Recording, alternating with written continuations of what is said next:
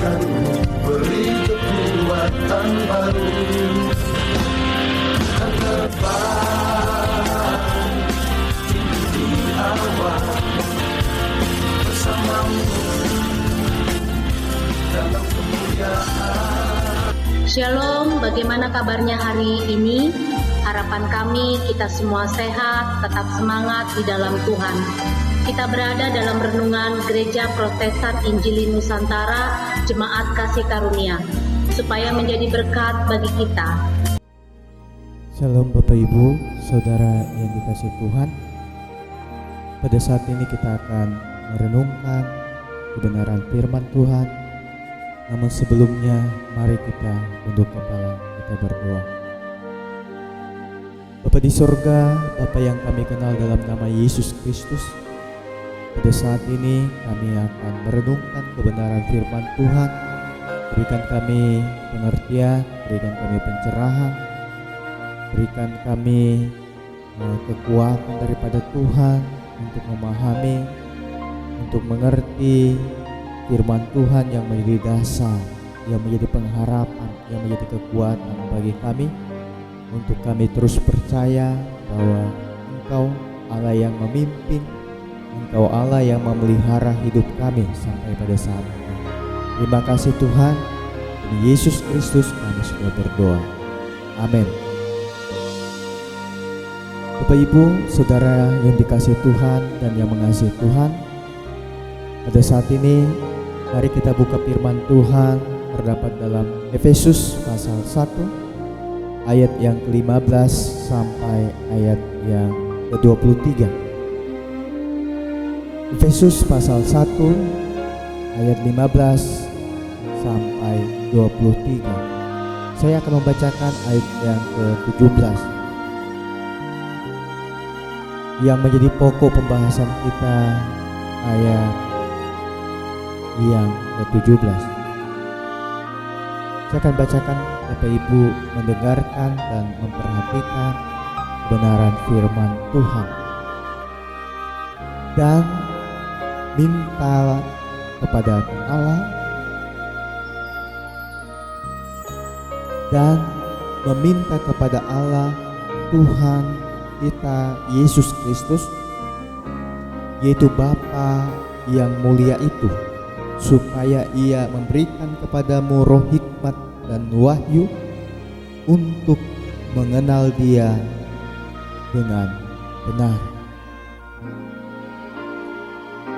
Bapak Ibu yang dikasihi Tuhan, tema kita pada saat ini mengenal Allah dengan benar. Tema kita mengenal Allah dengan benar. Saudaraku yang dikasihi Tuhan dan yang mengasihi Tuhan,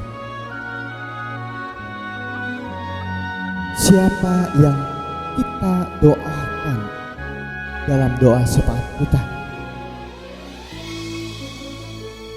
Tentu kita akan berdoa untuk orang-orang yang terdekat. Apa yang kita minta kepada Allah bagi mereka? Umumnya kita mendoakan orang yang punya hubungan yang baik dengan kita, dan kita meminta agar Allah memberikan perlindungan, memberikan kekuatan dan berkat. Tentu permohonan kita tidak salah, tetapi itu merupakan belum lengkap. Masih ada hal yang lain yang lebih penting yang perlu kita doakan, yakni kita memohon kepada Allah supaya kita mengenal Allah yang sejati, mengenal Allah yang benar, dan memuliakannya. Rasul Paulus mendoakan jemaat di Efesus supaya mereka makin mengenal Allah dan kuasanya.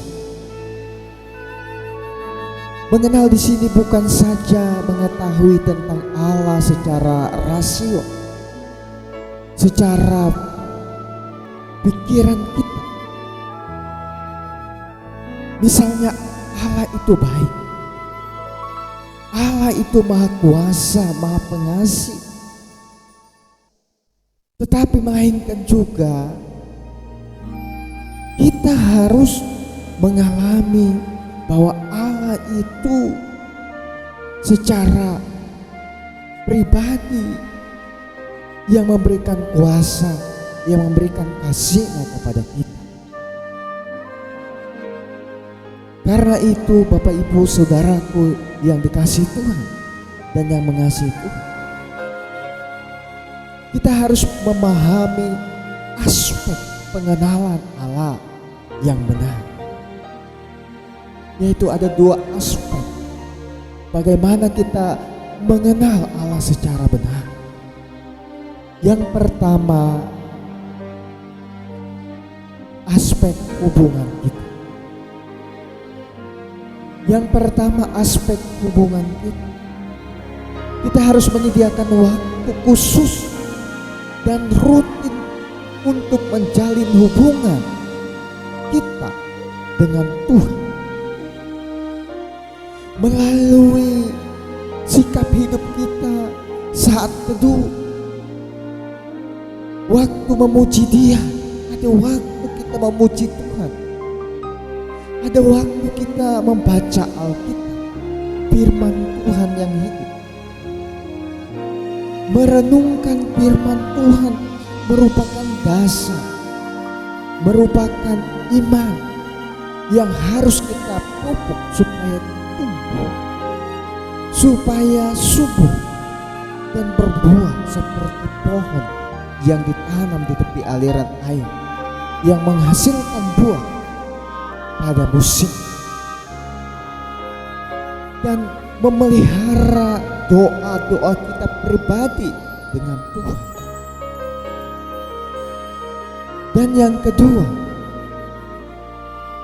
pengenalan Allah berkaitan dengan aspek pengharapan dan keyakinan bahwa panggilan kita sebagai anak-anak Tuhan. Itu dapat kita lihat di ayat yang ke-18. Kita dipanggil untuk mengambil bagian dalam kodrat ilahi dan memerintah bersama-sama dengan Kristus dalam kerajaan. Kita juga harus menyadari bahwa kita memiliki kuasa untuk hidup bagi Tuhan dan meyakini Dia. Ayat yang ke-19. Kuasa Allah tersebut telah nampak ketika Dia membangkitkan Yesus Kristus dari kematian dan mengangkat naik ke sorga. Yesus Kristus duduk di sebelah kanan Bapa di ayat yang ke-20, dan dilantik sebagai kepala gereja, sebagai Allah yang menjadi juru selamat setiap manusia yang berdosa. Bapak Ibu Saudaraku dikasihi Tuhan Yesus Kristus dan yang mengasihi Tuhan, pengenalan akan Allah datang melalui persekutuan kita dengan firman, melalui doa, dan melalui Roh Kudus yang diberikan kepada setiap orang yang percaya, yang mau beriman kepadanya. Membuka mata rohani kita untuk memahami dan untuk menerima kebenaran daripada Allah. Marilah kita sebagai orang percaya mengambil suatu keputusan dalam hati kita. Kita mau merindukan persekutuan yang lebih dekat dengan Tuhan, untuk membawa ketenangan, untuk membawa pengharapan, untuk membawa pemulihan dalam pribadi kita. Untuk kita saling mendoakan, meminta Allah untuk menolong kita semakin bertumbuh di dalam pengenalan akan Dia, dalam panggilan, dalam kekayaan dan dalam kuasa-Nya. Untuk kita terus mengalami hidup bersama-sama dengan Tuhan, untuk terus membangun, menjalin hubungan pribadi itu yang akrab dengan Bapa yang menjadi sumber kehidupan, sumber kuasa, sumber ilahi itu. Biarlah mata hati kita dapat melihat demonstrasi kuasa Allah yang memberikan kita keteguhan untuk hidup sebagai pengikut Kristus dan memiliki keberanian untuk menjadi saksi di tengah-tengah orang-orang yang belum percaya. Amin. Tuhan Yesus memberkati kita semua. Demikian perenungan kita hari ini. Doa dan harapan kami, Tuhan Yesus memberkati melalui perenungan hari ini. Amin. Shalom. Firman-Mu Tuhan di taman kakiku, janji-Mu terang bagi jalan-jalanku, kebenaran-Mu menuntun setiap hari. Menantikan-Mu beri kekuatan baru, Tuhan tepat Berkat bagi kita.